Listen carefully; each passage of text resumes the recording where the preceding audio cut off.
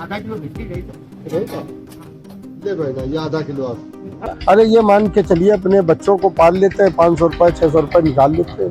एक बच्चे को हमने अपने बीटेक कराया प्लास्टिक टेक्नोलॉजी से, और कह रहे कि हमने अपनी बेटी को पीटीसी कराया, एक बेटी को पॉलिटेक्निक कराया। और एक कदुआ दे दीजिए जो है ऐसी ही दे क्या पतली दे, देखो अपने हिसाब हम ये इसलिए दे रहे थोड़ा मीडियम, ताकि छीली जाए तो खुद निकले, अगर न छीली जाए तो फिर ऐसी सी दे दे। अच्छा नहीं रखते हो? जय श्री राधे। रखे हैं बाबू, धनिया तो नहीं रखते? धनिया नहीं रखे हैं। ऐसे डालते तो है।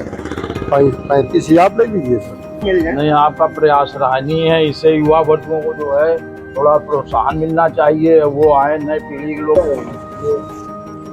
है। नमस्ते अंकल। नमस्ते भैया। क्या सब्जी बेच रहे हैं? हाँ जी। अच्छा, कब से बेच रहे हैं? ये सर हम बेच रहे हैं 10 साल से। 10 साल से सब्जी बेच रहे हैं। कहाँ से सब्जियाँ लाते हैं? ये बिठूर से लाते हैं। अच्छा, बिठूर से लाते हैं। हाँ, तो डेली लाते हैं, डेली बेचते हैं? डेली लाते हैं, डेली बेचते हैं। अच्छा, 10 साल से बेच रहे हैं। तो अकेले ही बेचते हैं और कोई घर में बेचता नहीं, है? हम अकेले बेचते हैं। तो अंकल एक बात बताइए, जब आप मतलब 10 साल पहले और अब में क्या अंतर रहा सब्जी बेचने में?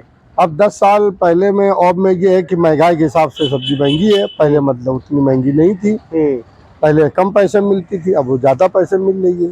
तो डेली का मतलब अगर देखा जाए रोज का कितनी कमाई कर लेते हैं एक सब्जी वाला? अरे ये मान के चलिए अपने बच्चों को पाल लेते हैं, 500 रुपए 600 रुपए निकाल लेते हैं। 500-600 रुपया रोज बचा लेते हैं? हाँ हाँ, बिल्कुल आराम से।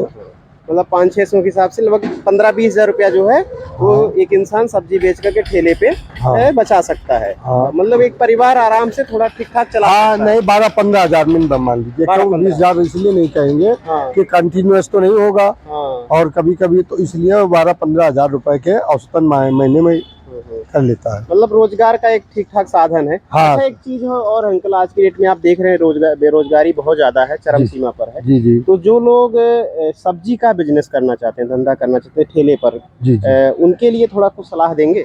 सलाह ये देंगे कि भैया अब मतलब अब कुछ न कुछ तो करना पड़ेगा, क्योंकि हमारे माननीय मोदी जी ने सारे सरकारी विभाग बेच डाले हैं, प्राइवेट फैक्ट्रियां बंद कर दी।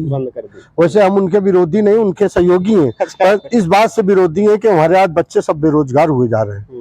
अगर शायद कुछ फैक्ट्रियां डाल देते तो बच्चों को रोजगार मिल जाता, तो उससे ये होता आगे का भविष्य उज्जवल होता। भैया जय जय भगवान। तो जो लोग सब्जी का बिजनेस करना चाहते हैं उनको अच्छा शुरू में क्या क्या लागत लगानी पड़ेगी? अरे कोई ज्यादा लागत नहीं होती है।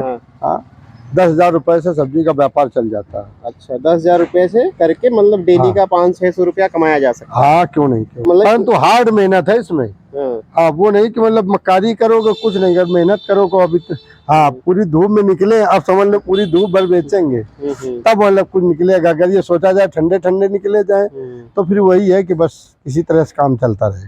तो अच्छा, कितना परिवार है आपका, मतलब जिस सब्जी बेच? बहुत छोटा सा परिवार, छोटा सा, मतलब सब्जी बेच करके आप अपने छोटे से परिवार को चला पा रहे हैं। हाँ, बस बस। क्या क्या चैलेंजेज आते हैं, मतलब क्या क्या समस्याएं आती हैं अगर कोई मतलब इस तरीके का सब्जी बेचता है ठेले पर?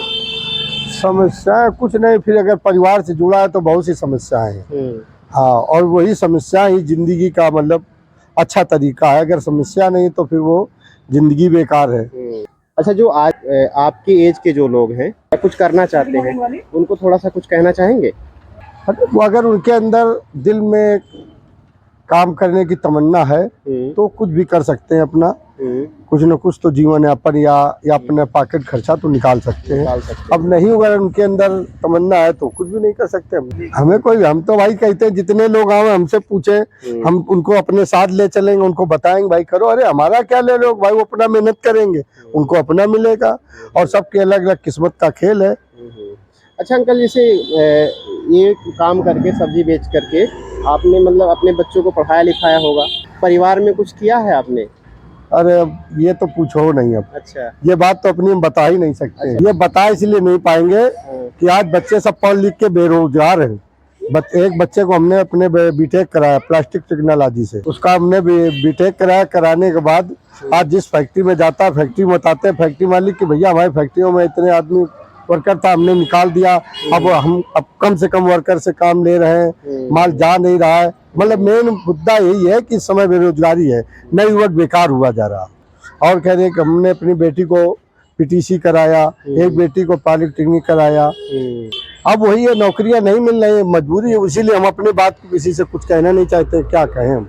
अच्छा, कौन कौन सी सब्जियां आप रखे हैं अभी इस समय है हमारे पास टमाटर है, तरोई है, करेला है, लौकी है, भिंडी है, घुइयां है, कद्दू है, ये है।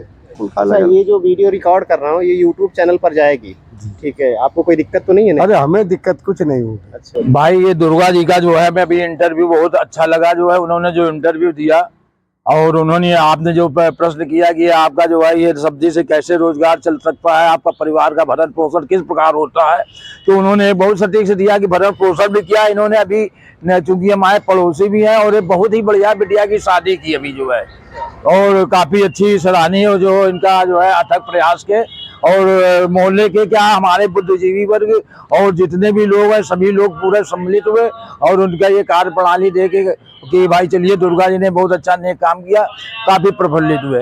और रहा इन्होंने एक भी आपके सामने एक जो प्रश्न आपने किया था वो जवाब दिया था कि अगर युवा पीढ़ी आवे बगैर निसंकोच, उनके पास कोई भी रोजगार की समस्या अगर आ रही है, उनके पास संसाधन नहीं है, तो ये 4-5 हजार रुपए में छोटे स्तर से लगा के कार्यक्रम किया जा सकता है, जिससे कि वो दिन भर में अगर मेहनत से काम करेंगे तो 500, 600, 400 रुपए कम से कम पैदा करेंगे। शुरुआत में कम रहेगी, लेकिन जो है अगर वो जितनी वो मेहनत अपने आगे करते जाएंगे और उसी प्रकार से जो है उनको धनराशि भी मिलती जाएगी।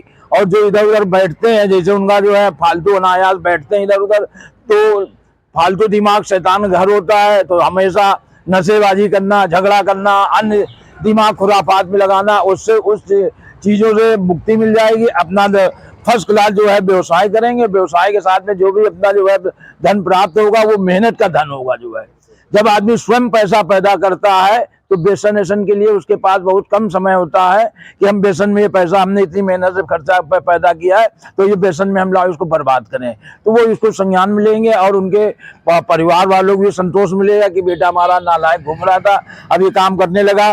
देखने में लगता है कि बहुत ऐसा, लेकिन मैं सोचता हूँ अगर सब आदमी पढ़ लिख जाएंगे, सब ये कर जाएंगे सब, और रोजगार मिलेगा नहीं, अच्छे अच्छे हाथ यहाँ पर है।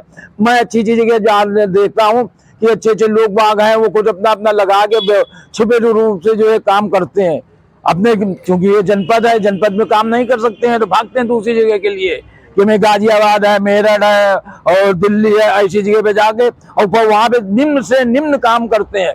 हमारे बहुत से जो है इधर से भागते हुए जो है पूर्वांचल से जाते हैं और सीधे गुजरात बम्बई में वगैरह जाते हैं, तो क्या वहां पे उनके लिए अफसरियत तो की है? वो सिर्फ श्रमिक वर्ग का काम करते हैं और लेबर का काम करते हैं और बताते हैं कि मैं कहाँ पर हूँ, गाजियाबाद हूँ, बहुत बढ़िया फैक्ट्री में काम कर रहा हूँ। ये नहीं बताते हैं कि हम किस पोस्ट पे कहाँ पे कैसे काम कर रहे हो। लेकिन चलो काम कर रहे हैं, अच्छी बात है कि आप काम कर रहे हैं, अपने आप को व्यस्त रख रहे हैं, अपने समाज को अच्छी नई दिशा दे रहे हैं, आप अपना कार्य करते रहिए। और मेरा तो यही है भाई, आप जिस तरह से इंटरव्यू ले रहे हैं इंटरव्यू लीजिए और नई पीढ़ी को देखिए। हमारे भैया बगल में देखिए खड़े हैं लोग, देखिए भाई, और देखिए इनको भी देख लीजिए, ये भी काफी जो है ये पढ़े लिखे हैं, बहुत पढ़े लिखे हैं और जब नहीं कुछ समझ में आ तो अपने रोजगार की ओर आगे अग्रसर होगा। जो है इन्हीं शब्दों के साथ आपको पत्रकार भाई, आपका शुभ नाम भैया जी? आलोक दिनकर। आलोक दिनकर, मैं आपको धन्यवाद देता हूं कि आप ऐसे ही जो है अच्छे अच्छे इंटरव्यू ले, अच्छे अच्छे लोगों को ले, और मैं चाहता हूं कि आपका भी भविष्य सुरक्षित रहे और पत्रकारिता के इस आयाम से एक आप विस्तृत आयाम, विस्तृत चैनल भी पकड़े। और मेरा ईश्वर से यही प्रार्थना है कि आपका भविष्य उज्जवल मंगलमय हो। धन्यवाद।